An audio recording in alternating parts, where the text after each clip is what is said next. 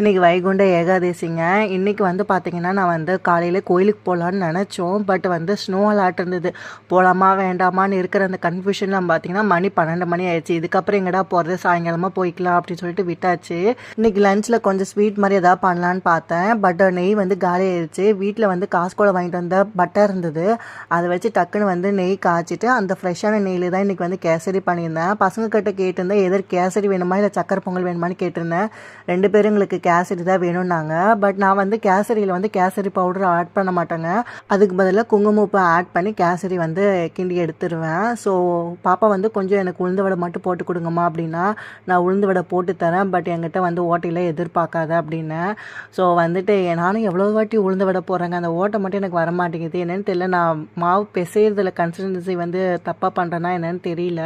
But உளுந்து வடையில taste நல்லா தாங்க இருக்கும். ஈவினிங் வாக்கில் பார்த்தீங்கன்னா கோயிலுக்கு கிளம்பி போயிட்டு வந்தாச்சு.